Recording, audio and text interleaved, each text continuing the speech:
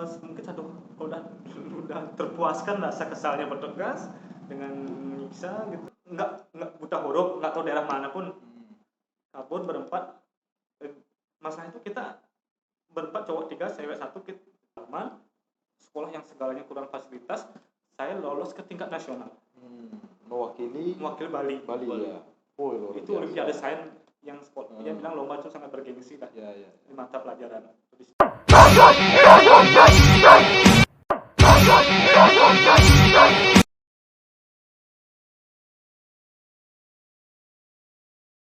Selamat datang di channel Ngongkong bersama yang sekarang ada Komang Ego dari desa seberang, desa Pedahan ya, Mang ya. Ingin kabari hari ini.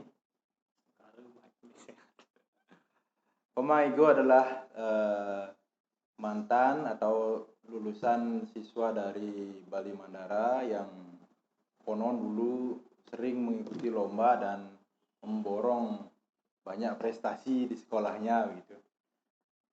Jadi Komang ini sekarang di mana, Mang? Habis tamat dari Bali Mandara? Untuk sekarang sih masih di bangku perkuliahan. Kuliah saat ini di Universitas Udayana. Jurusannya apa nih? Jurusannya di S1 akuntansi. Sebelum membahas ke kuliahnya Komang, mungkin kita akan kulik sedikit dari ceritanya Komang, dari asalnya, dari histori sebelum dia sekolah di Bali Mandara. Konon katanya Komang itu pernah jadi, maaf ini untuk mengatakan, pengemis, mungkin begitu ya, apa bahasanya mungkin? Bisa dibilang seperti itu sih. Dulu kan memang sempat jadi pengemis atau gepeng lah. Gepeng ya. Di jalan-jalan di hampir di seluruh Bali pernah. Untuk menyambung hidup.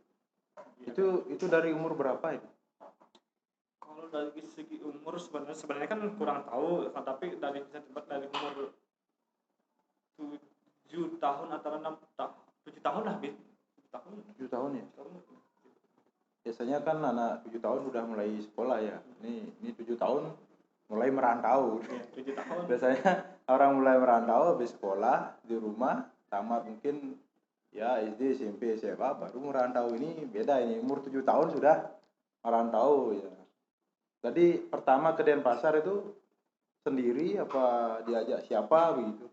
Kalau untuk pertama kali sih nggak ke Denpasar dulu, kan merantaunya dekat mungkin ke Klungkung, Gianyar, Bangli gitu.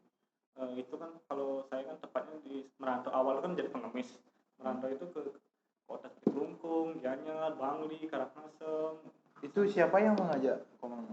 Kebetulan kan dari kecil sama teman-teman sih sebenarnya berangkatnya kan di desa itu sumber kehidupan itu nggak ada sumber kehidupan yang kita bisa hasilkan gitu.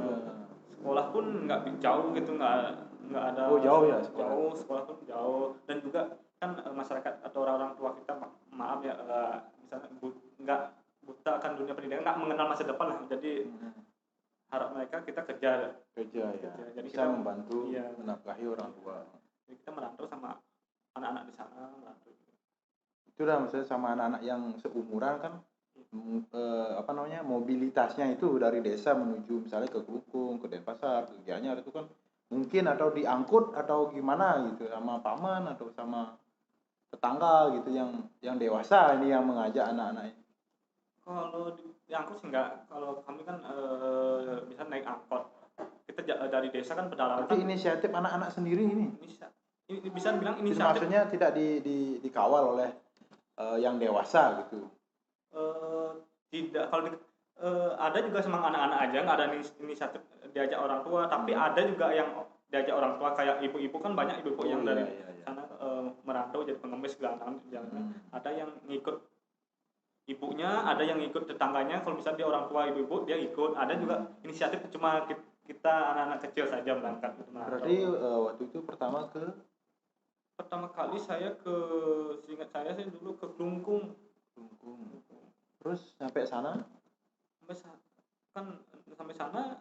ya kita biasanya pergi ke rumah-rumah warga ataupun ke pasar, kita ngemis gitu biasanya. Minta langsung ya. Minta langsung.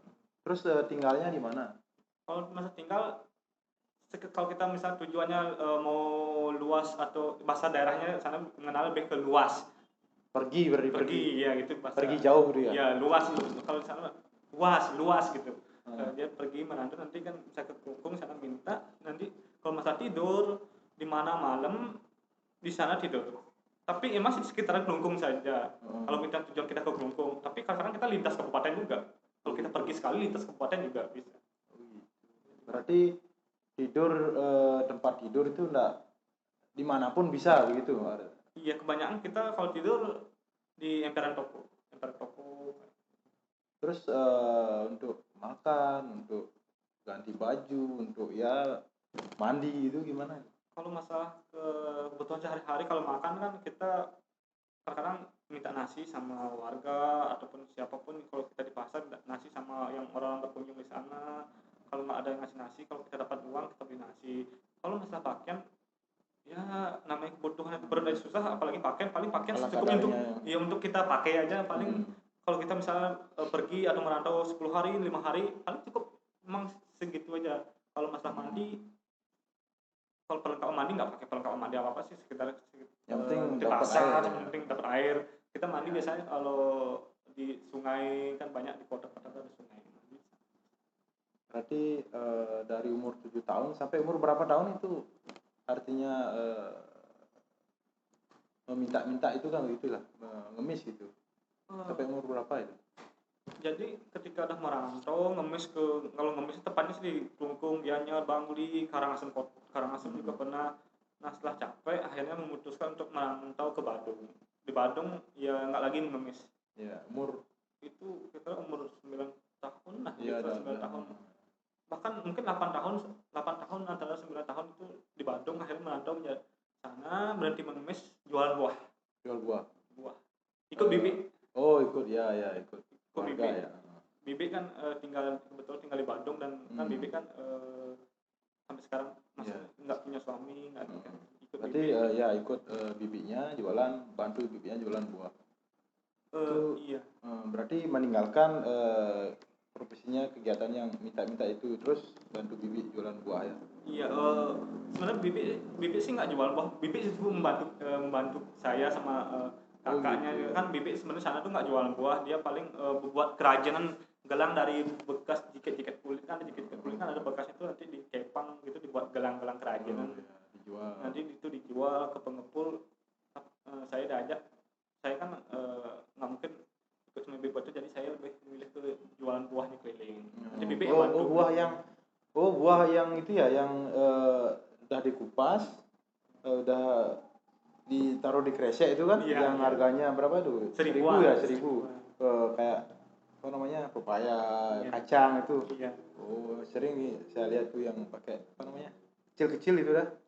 Oh, dari umur 8 tahun. Berapa tahun itu jualan? Jual buah juga nggak lumayan lama, tapi nggak sih lama, paling sekitar berapa ya, 6 bulanan lebih. Yang lama tuh jualan gelang kerajinan. Berarti itu kan jalan keliling ya, cari ke rumah-rumah masuk. Iya, kalau dulu jual buahnya lebih ke toko-toko kan di daerah Bandung Kuta itu kan toko-toko yang pariwisata kan paling jual di sana. Kadang juga boleh kayak beli ya. Iya, boleh kan. Berarti umur 8 tahun jualan buah. Terus di sekolah nggak kepikiran sekolah waktu itu? Kalau masalah sekolah, sebenarnya saya dulu SD di kampung sempat sekolah 2 bulan. Umur kecil sekali waktu itu. Oh, berarti sebelum merantau udah sempat sekolah. Iya. Sekolah jauh. Namanya kita hidup di desa. Jauh nih jalan kaki. Jauh jalan kaki. 1 kilo lebih jalan kaki, kan anak kecil lagi. Oh iya. Enggak, fasilitas jalan kan nggak bagus, naik turun gunung. Dan ya nggak ada sumber hidup apapun di desa. Desa Pedahan. Kecamatan Kubu. Karangasem ya. Tapi sekarang kan udah jalan udah bagus, sekolah udah dekat ya sekarang ya. Kalau sekolahnya sekarang jalan lah, Pak. Udah lumayan lah, nggak seperti dulu lagi ya. Terus habis jualan buah itu di Denpasar sampai umur berapa itu? Jualan buah, sebenarnya umur asli kan nggak tahu, tapi jual buah itu kira-kira sampai umur 9 tahun. Umur 9 tahun kurang dikit lah. Kok maksudnya kok nggak tahu umur asli gimana? Ya namanya dari pedalaman kan orang tua Ah. kan nggak tahu umur anak kan Oh, orang maksudnya nggak tahu kapan tahun berapa lahirnya, nggak bulan iya, berapa gitu. nggak tahu kan orang bapak kan buta huruf jangan kan baca Oh paling gitu. bahas pergaulan seperti bahasa Indonesia aja tidak bisa. Hmm. Ya, saya sih sering sempat dengar ya. Biasanya kalau anak-anak yang minta-minta itu ditemu di jalan, pasti pernah tanya kan, dari mana, tak gituin. Tapi dia bilangnya dari Munti gitu kan, terkenal dulu Munti gitu. Apa mungkin dia dari Pedaan tapi bilangnya di Munti gitu kan. Kadang sudah apa namanya terkenal Munti begitu, bisa jadi begitu ya. Bisa jadi juga. Apa koma juga begitu dulu ditanya dari mana, dari Munti. Kalau waktu saya ngemis dulu orang Padang agak dikit kan emang dari Munti dulunya tapi kan sekarang daerah Munti kan udah maju sekarang kebanyakan emang pengemis itu kan dari Padang mindset masyarakat kan udah Munti ya. gitu kan dan mungkin pengemis dari Padang juga mereka tahu kalau mindset masyarakat tuh Ya udah. pengemis itu dari Munti tapi sekarang sebenarnya jujur setahu saya kebanyakan itu sekarang pengemis itu dari Pedahan Munti itu udah sedikit sekali pengemisnya udah banyak ada sumber pekerjaan. Tidak lupa kami ucapkan terima kasih kepada sponsor, ada Suksmo Donat dari TJ Kule yang seputaran TJ Kule di sekitarnya. Silahkan order, ada Suksmo Donat, ini donatnya mantap. Kemudian ada Arak is Good seputaran TJ Kule, bisa COD. Ya nanti kita coba ya minum arak ya. Sebagai orang Bali. Oke, berarti sambil jualan buah berarti apa sempat sekolah di Denpasar? Setelah jualan buah kan beralih profesi lagi jadi Beralih profesi lagi? ya penjual gelang Gelang. yang dibuat dari sama bebek itu kan Dan bahannya dari kain? bahan dari kan ada jaket-jaket kulit Iya itu bahan terus sekolah? setelah jualan kan sebenarnya waktu jualan buah sempat ketemu WNA dari Hong Kong Ya. ketemu WNA dari Hong Kong mau di sekolahin kan nggak mau Ditawarin tetap berprofesi sebagai penjual buah asongan nah itu bosan jual udah nggak intinya ada masanya banyak juga teman-teman yang udah berhenti jual buah beralih profesi dari jual gelang karena kan buah tuh biaya mahal kalau gelang itu paling 10.000 apalagi konsumennya tujuannya boleh kan 10.000 bisa angkat harga ya tinggi-tingginya kalau buah kan konsumennya masyarakat yang lokal gitu jadi jual buah jual itu beralih jadi jual gelang tapi lebih ke kelelawar hidupnya sih. Kalau jual buah kan pagi berangkat, sore balik. Kalau kita jualan gelang tujuannya pariwisata. Kalau daerah Kuta tersebut kan kehidupan di sana kan lebih gemerlap, lebih ramai ketika malam hari kan. Jadinya siangnya tidur, malam baru kita keluar menjelang sore keluar kita jualan gelang. Pagi kita kadang balik ke kos, kadang kita tidur tetap di jalanan. Berarti penghasilan waktu itu berapa kira-kira sehari dari jualan gelang? Itu juga tergantung nasib kita rezeki juga kadang-kadang temennya tuh ada yang dapat zaman dulu 300-200 ada yang kayak saya tuh mungkin ya kayak saya rezekinya mungkin kurang penghasilnya paling besar itu 100.000 dan paling sering itu dapat paling 50.000 mentok 50.000 pada saat jualan gelang ya. Terus waktu dulu ngemis itu kira-kira berapa per hari lah? Kalau ngemis dulu waktu merantau ke kabupaten-kabupaten Bali standarnya gitu berapa? Lebih 10.000 lah. 10.000? Itu kan zaman dulu sekali 10 tahun yang lalu lah. Itu paling 10.000 kan udah lumayan besar. Berarti dari 10.000 kemudian jualan gelang lumayan ya. Terus kepikiran untuk sekolah? Karena sudah ada biaya lah, uang saku lah tambahan begitu. Nah kan jual buah itu semua warga negara Hong Kong di sekolah nggak mau jualan gelang itu berat sekali.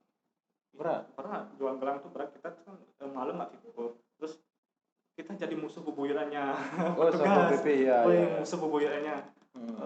Itu di pantai Kuta di Jalan Legian daerah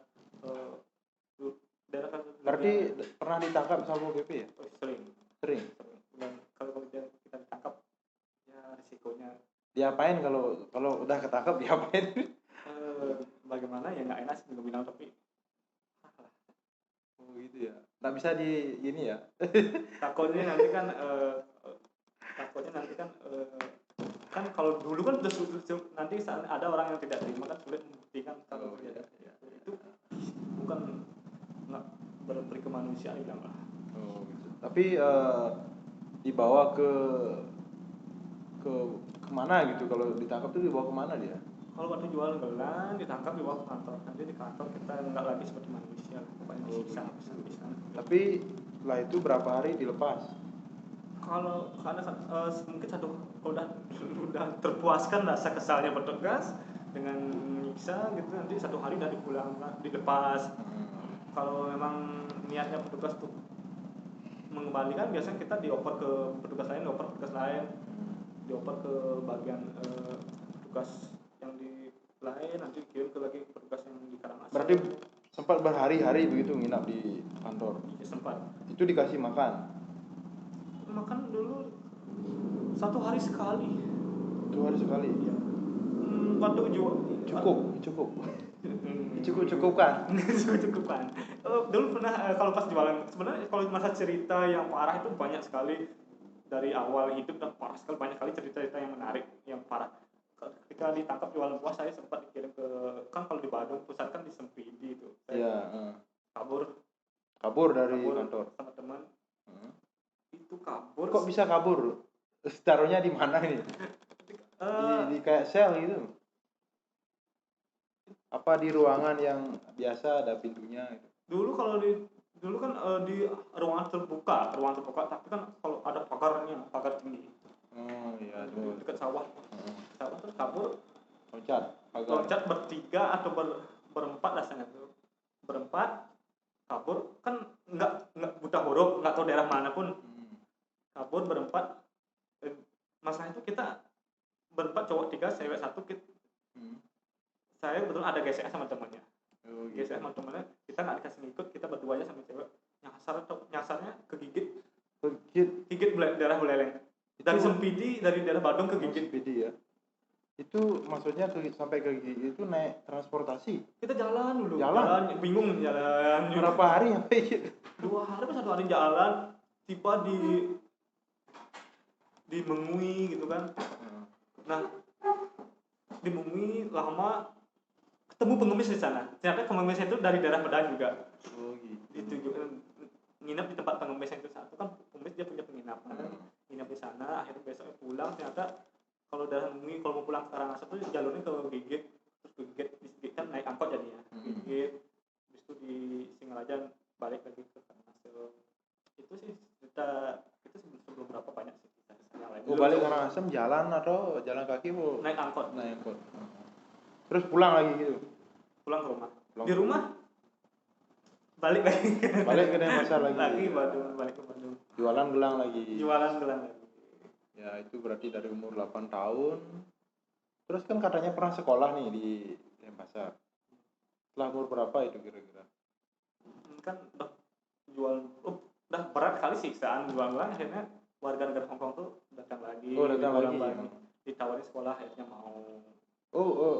Yang Hongkong ini, warga negara Hongkong tinggal di Bali itu? Karena dia liburan ke Bali. Kok tahu sampai artinya sekarang ketemu, terus besoknya pulang lagi, dia datang lagi, kok bisa tahu Komang lagi gitu loh? Kan dulu kan nggak ada komunikasi lah, nggak bawa HP, nggak ada WhatsApp gitu. Dulu kan ada orang-orang bekerja di daerah pantai yang masas yang gitu kan. Kebetulan dia orang tersebut nggak jauh dari kosnya, dia orang asli sana, nggak jauh dari kos. Kalau dia balik ke Bali, paling dikasih tahu. Gitu. Bilangin datang, akhirnya ya mau sekolah. Di sekolahin sama si bule itu ya? Dulu sekolah awal sih nggak mau, kenapa, kan malunya sekali kan. Orang-orang kota kan dari kecil TK, mereka TK. Mereka banyak orang mampu TK, terus umur 6 tahun lah SD. Sedangkan saya kalau sekali tuanya, apalagi kan hidup malam ataupun dulunya jualan buah juga di pantai kan. Ya hitam. Kalau hitam lebih tua sekali kelihatan kan. Ya umur kan sudah 9 Umur- tahunan mungkin umur ya. 9 tahunan lah. Baru sekolah kelas 1 ya. Di kelas 1 loh. Jadi mungkin paling tua di sekolah. Paling tua dilihat-liatin sama kakak Iya. kelasnya, sama temannya dilihat-lihatin. Itu belum bisa baca itu ya kelas 1 ya. Udah mengenal Udah bisa baca. Udah bisa. Udah bisa baca. Kan Berarti enggak sekolah tapi berniat baca. karena keinginan untuk belajar jadinya ya. Terus berarti sampai tamat itu ya, sampai tamat sekolah dasar ya. Kan saya sekolah kan di swasta. Bayar agak lumayan dulu kan. Swasta SD-nya. Swasta agak lumayan mahal lah. Dibayari si bule tadi kan. Iya, si bule sampai kelas 4 SD nggak ada kabar. Kelas 4 SD nggak ada kabar. Kan kalau bayar sendiri nggak sanggup, orang mahal swasta. Akhirnya saya milih balik ke kampung. Berhenti sekolah. Berhenti sebentar aja, balik ke kampung. Liburnya itu paling sekolah 2 minggu apa 1 minggu. Saya balik kampung 1 bulan lebih diam di kampung. Diam di kampung, bantu orang tua nyari kayu bakar gitu kan.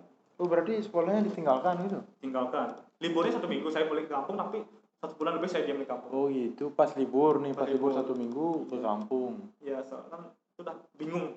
Kan biaya mahal, udah nggak ditanggung, nggak ada kabar lagi warga negara. Bulenya nggak ada kabar? Nggak ada kabar. Diam di kampung, bantu orang tua nyari kayu bakar.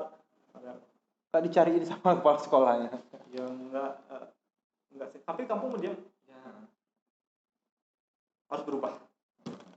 Niat sama semangat itu muncul setelah di kampung. Iya, akhirnya balik Lagi setelah berapa lama dari? 1 bulan lebih, berapa? Hampir 2 bulan lah diam di kampung. Mikirkan balik ke kota. Saat itu sih waktu kelas 4 SD tersebut udah meninggalkan jalanan. Milih menetap di kosan ibu. Iya.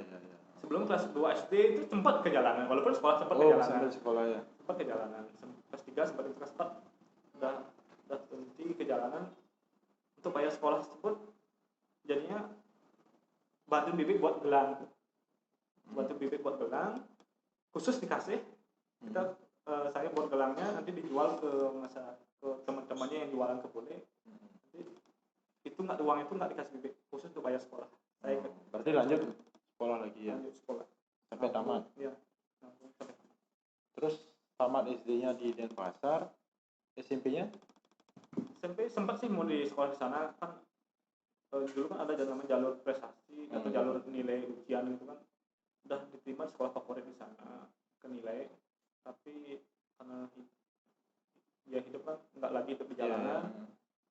Akhirnya nggak ada biaya hidup, akhirnya milih ke desa. Balik kampung lagi. Balik ke kampung. Sekolah di rumah SMP ya? Di sekolah yang bilang lah kekurangan sekali fasilitas segalanya. Sekolah negeri 1 atap ya. 1 atap. SD ya? Ya, SD sama SMP. Pagi SD, sore SMP gitu yang itu? Iya, kadang barengan sih juga. Kadang barengan ya. Lumayan ya, dari ngemis, kemudian jualan buah, jualan gelang, bisa sekolah, akhirnya balik ke kampung lagi. Mungkin ini ada sahabat ngongkong juga, bagus sini. Pada sosok Komang Ego ini di mana latar belakang dulu di luar, maksudnya dalam tanda kutip tidak mengenal dunia pendidikan, hanya sekedar kerja. Nah, hal apa yang bisa membuat Komang kenapa kok berubah drastis? Saya pribadi mau sekolah. Masalah tersebut ada ingin berubah nasib itu, ada satu sosok itu bapak. Inspirasi bapak itu. Kenapa bapak kandung? Bapak kandung. Kenapa ini satu sosok inspirasi? Kerja bapak tuh nggak marah, nggak pernah. Kerjanya tuh kalau kerja itu berat sekali kan tahu buat gula dari pohon lontar kan lumayan kalau musim itu kan bisa 25 pohon kan. Kalau 1 pohon kan 1 hari kan 2 kali dinaikin, berarti 25 kali 2 kan 50 pohon 1 hari dinaikin. Itu minimal lah paling sampai 58 kali naik pohon. Jadi bapak tuh jam 3 atau jam 4 itu udah pagi bangun. Nanti jam 12 siang baru selesai. Itu kerjanya, jadi itu jadi inspirasi nanti bapak, karena bapak juga kan membuat gula kan apa ngumumin biar gulanya itu bisa matang kan, nanti jam nggak, paling tidur sebentar jam 3 sore naik lagi sampai jam 11 malam. Yang masak ini apa namanya? Masak gula Gulanya siapa? Ibu. Nak ibunya. ibu, tapi ya. bapak kadang bantu juga. Oh iya. Itu menjadi inspirasi Iya. dari Tokoh inspirasinya seorang bapak kandung, di mana beliau yang menginspirasi Komang untuk menjadi mengubah nasib lah ya, seperti dikatakan ya, di mana bapak sudah mungkin sudah capek naik, sempat tidurnya pun mungkin sebentar kan, kurang istirahat demi menghidupi anaknya kan, seperti itu. Tapi itu sampai sekarang. Sampai sekarang ya. Mas Tunggaru sehat. itu masalah ubah nasib orang tua kan nggak mungkin selamanya stroke. Iya. Jadi kan ada masanya, ada waktunya Iya. nanti untuk istirahat bapak kan. Maunya saya menggantikan, tapi bukan dari pekerjaan yang sama, membiayai hidup orang tua. Yang ditiru adalah semangat hidupnya, Semangat hidup. tapi kalau bisa biar artinya pekerjaan ya lebih modern, artinya lebih tidak monoton gitu, seperti itu ya. Jadi tidak di lingkup atau di circle yang Sama. notabene pengemis gitu kan, di lingkungan di desa, mungkin teman-teman ngongkong yang lain kan mengetahui bahwa hanya di desa Pedan ataukah Semudi itu Iya. terkenal dengan notabene yang pengemis dan lain-lain kan, gepeng lah bahasa ininya. Tapi Komang sendiri sebagai jiwa muda ingin menunjukkan bahwa hanya orang pemuda yang latar belakang akses mungkin masih jauh, sampai yang tadi Komang katakan tanggal lahir pun Tidak. kebanyakan orang-orang di sana lupa dengan Nggak tahu ya. Nggak Bukan tahu lupa ya. nggak tahu. Kalau lupa kan pernah tahu Ya. nih, tapi nggak ingat. berarti Ini sama sekali nggak tahu ini. berarti kebanyakan orang sana tidak tahu dengan tanggal lahir dari murninya ya. Berarti tapi adatnya di sana masih kuat ya. Kan hanya tahu apa namanya, kalau di Bali istilah dengan plekadan Bali, uponnya ya. Nah, kan berarti SMP di rumah, terus nah kan sempat Bali Mandara nih.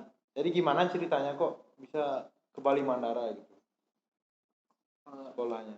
Kalau di SMP kan itu kan sekolah latar belakang apa, fasilitas segalanya kurang, apalagi sekolah satu atap kan yang terkenal dengan daerah pedalam yang kurang fasilitas segalanya. Waktu itu SMP ikut lomba kan, Olimpiade Sains itu kan Olimpiade mata pelajaran yang paling bergengsi lah di Indonesia kan. Tingkat nasional. Bertahap dulu. Oh iya, dari ya Kabupaten. Nah, saya dari Karangasem, sekolahnya di pedalaman, sekolah yang segalanya kurang fasilitas, saya lolos ke tingkat nasional. Mewakili Bali. ya. Oh, luar Itu biasa. Olimpiade Sains yang sekolah dia bilang lomba itu sangat bergengsi lah Ya. di mata pelajaran di bidang tadi. Itu waktu itu ke Sulawesi Tengah mewakili Bali. Terus sampai di sana tuh kan jadi ditauin sama dinas provinsi Balinya. Nah sampai di sana juga kata kepala sekolah ini, khusus kepala sekolah ini dipanggil juga sama, katanya bilang ini kepala sekolah yang bilang, wah sekolah satu atap ya, kok bisa ngalahin yang negeri ya, atau yang lain? Ya fasilitas yang kurang segalanya, apalagi daerah pedalaman yang selama ini sekolah emang prestasinya kan bidang non akademik, tapi bisa ke tingkat nasional. Nah, diketahui juga sama dinas provinsinya, kalau lomba mewakili Bali kan banyak, dari Bali paling 15 orang 10 orang kan, mereka kan banyak orang yang ya orang kaya mampu. Sedangkan dari segi penampilan diketahui lah sama dinas provinsinya kok ya, apalagi di daerah pedalaman ditanya lah gitu, kondisinya gimana, miskin, bilang mau lanjut kemana, mau lanjut SMA gitu kan, kasih tau lah ada sekolah gratis, ada sekolah biayanya tidak dipungut biaya dan mendapat fasilitas segalanya. Bilang di Bali Mandara. Itu kan masih bingung, tahun depannya lah itu kelas 7 udah bisa mewakili Bali, kelas 8 lagi ikut ke Sumatera waktu itu. Nah disitulah dikasih informasi sama dinasnya, ada sekolah yang bagus. Akhirnya ya daftar di Bali, negeri Bali Mandara, di untung gurunya tuh baik-baik semua. Ya. Jadi, kalau misalnya pas mendaftar diantarin ke sana, kan nggak punya sepeda motor, nggak punya orang tua, Iya, iya. diantarin. Akhirnya diterima di Mengikuti, SMA Bali. ya, mengikuti segala tahap di Balimandara diterima. Ini apa namanya? Sempat dengar juga katanya waktu SMP, kalau kita SMP kan dulu kalau guru nggak ada kan seneng ya. Katanya ini beda. Kalau SMP dulu katanya nggak ada guru, dia paling itu mau dicari atau gimana gurunya. Benar itu? Ini kan itu kan salah satu atap. Heeh. Yang gurunya kekurangan dia ngajar SD, ngajar SMP kan. Iya, ya. Karena apalagi mungkin keluar sekolah untuk urusan administrasi ke luar gitu. Yang bukannya bagaimana kan ada kadang-kadang kalau sekolah di desa kan mereka kan dari sekolah di desa kemudian ada guru mereka seneng. Iya. Sedangkan saya Komang sendiri ya. Ya bukan menyombongkan diri, emang kalau nggak ada guru saya cari gurunya. Ingin menjadi guru. Kan tanda kutip bisa dibilang kalau teman-teman yang lain mungkin bahasa orang Bali ingin udah dikasih libur biasanya seneng. Kenapa? Berarti Komang sendiri jiwanya kan ingin mencari susah, ingin tantangan berarti ya jiwanya ya. Sudah. Jiwa tantangan. Muda, beda, berbahaya buat gurunya. Mungkin tidak berbahaya buat guru, tapi Temannya. berbahaya buat temennya yang suka gitu. Oke, berarti Berbahaya buat temen yang tidak udah seneng libur tapi kok mah nyari guru. dari masalah nih. Saya bisa dibilang cari masalah. Banyak hater berarti Komang di sekolah. Nah, terus di Balimandara, sekolah di sana katanya juga sempet dapat prestasi gitu ya di sana ya, di Balimandara. Banyak prestasi ya. Banyak prestasi Tingkat yang menggila, regional, nasional yang menggila. sampai ya. Di antaranya apa itu salah satunya? Kalau di SMA Negeri Balimandara sih di sana kan ditekankan untuk kita berprestasi kan. Jadi ketika masuk di sana saya lebih memilih menekuni di bidang akuntansi sama ekonomi. Nah untuk lomba sih sering di sana. Gurunya kan memang luar biasa gitu. Iya, iya. Membimbing dari pagi bahkan sampai malam gitu. Gurunya ya kan tinggal di sana juga ya? Iya, ada yang tinggal di sana, ada yang di prestasi. Kalau tingkat provinsi sih bisa lumayan sih. Sebenarnya daftar prestasinya apa aja sebenarnya. Dulu pernah juara 1 akuntansi di kampus aku BEM di Denpasar. Juara 2 akuntansi di Universitas Mahasiswati. Juara 1 Olimpiade Pasar Modal di Universitas Udayana. Juara 1 lomba cerdas cermat ke Bank Sentral sama ekonomi yang diselenggarakan oleh Bank Indonesia. Juara 1 Olimpiade Ekonomi atau Olimpiade OSN lah. Juara 1 tingkat provinsi mewakili Bali. Juara 1 semua ya? Juara 3 perpajakan di Uniksa pernah. Ya adalah setidaknya jadi, sudah banyak prestasi, sudah banyak mendapat juara kan. Jadi Komang ego, pemborong prestasi. Tanpa egois apa dengan egoisme sendiri memborong prestasi tersebut?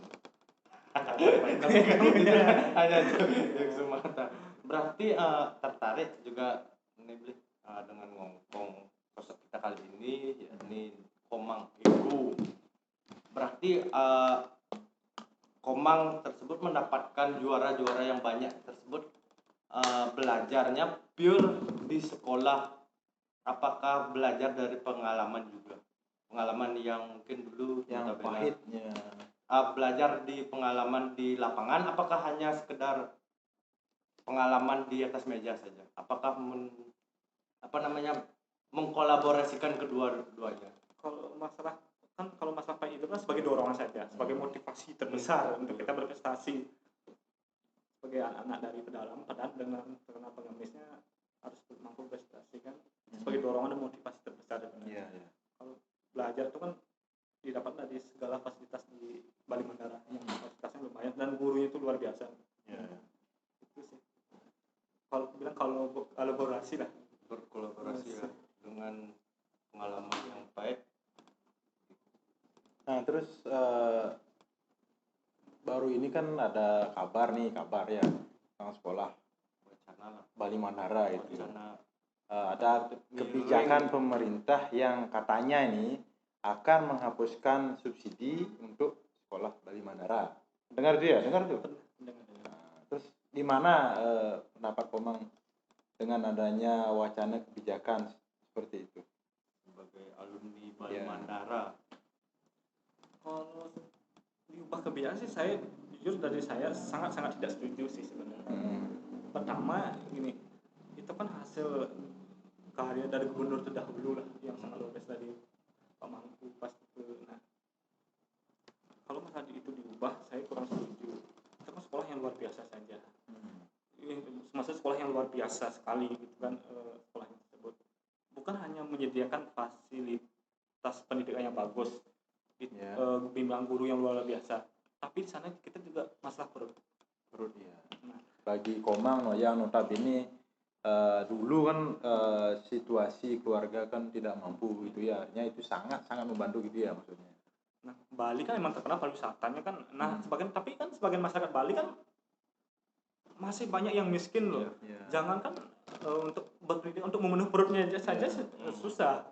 Nah, ketika nanti ada anak yang diterima di Bali Mandara kan, mereka dapat makan gratis di sana, perlengkapan sekolah, dan kebutuhan gizinya kan terpenuhi di sana. Itu kan ya setidaknya itu mengurangi beban di keluarga bisa dibilang seperti itu kan, mereka bisa menikmati mengonsumsi makanan yang layak lah di samping mengurangi beban keluarga juga artinya ada harapan, secerca harapan kepada anak-anak yang tidak mampu untuk melanjutkan sekolah kan begitu ya.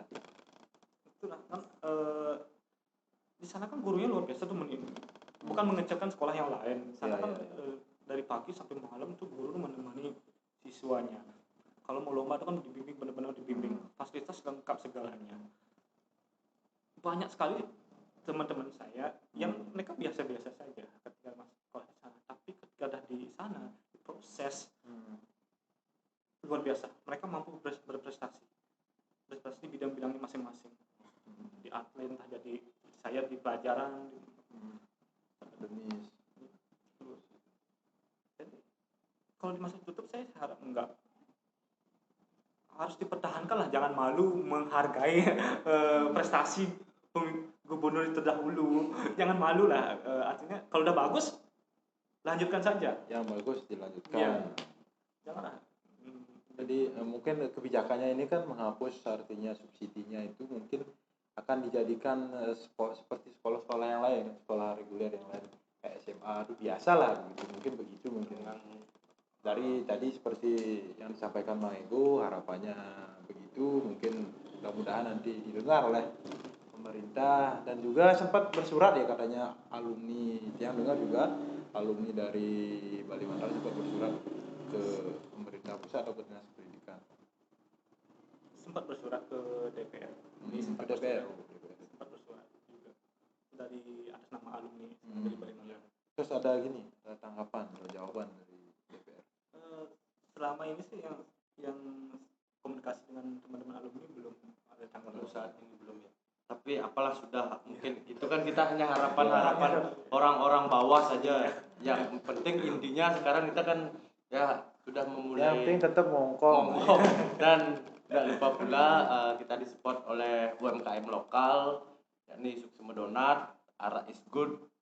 Mungkin sambil ini bisa dinikmati juga semuanya. Terlepas sudah banyak tadi kita dapatkan pengalaman-pengalaman ya bisa dibilang pahit lah dalam hidup, dimana dulu seorang Komang Ego yang latar belakang dari pedalaman dan juga ya banyak lah pengalaman-pengalaman pahit, dimana mungkin saya dan teman ngongkong saya Bikadek Dol menikmati masa-masa bermain dulu, tetapi Komang sudah bekerja dengan kerja, tapi kita kan main kan seperti itu. Sing main pasti Komang itu sing main Komang sing main. Terus mungkin pertanyaan dari Tia nih yang mungkin terakhir, terus apa sih yang menjadi penggalan dalam kehidupan ini, karena dalam kehidupan Komang nanti yang dengar tadi itu banyak kan pahitnya gitu loh. Apa yang menjadi artinya harapan kepada anak-anak muda sekarang gitu, biar kedepannya bagaimana? Pesan apa yang Komang sampaikan untuk generasi muda, khususnya mohon maaf notabene generasi muda zaman sekarang kan gitu. Komang sebagai Kalau harapan kepada pemuda sekarang kan, ini saya khusus pesan kepada teman-teman atau dari desa saya sih, pemuda Keadaannya. yang khusus dan umumnya sih pemuda dari desa-desa pedalaman ya. Kalau kita seandainya kita punya, khusus kalau pemuda yang mempunyai orang tua yang dibilang notabene kurang mampu gitu, mereka pesan saya, ubahlah semua itu, ubahlah nasib kita, jangan melulu Mindset. jangan melulu menonton menerima keadaan nasib kita. Kita harus bisa berubah intinya depannya. Jangan keterusan pemuda daerah saya juga tunjukkan prestasinya, tunjukkan hal-hal yang baiknya, semangat, intinya semangat. Jalan tuh pasti ada gitu, nggak mungkin nggak ada jalan. Janganlah udah menyerah duluan. Kebanyakan saya teman-teman saya harus pesimis optimis ya. Harus tetap optimis. Berarti banyak jalan menuju Roma kan seperti itu. Berarti mungkin di sini saya dan juga Brigadier Dol bisa menangkap dari obrolan Komang tersebut bahwa halnya kita harus berani keluar dari zona nyaman. Iya.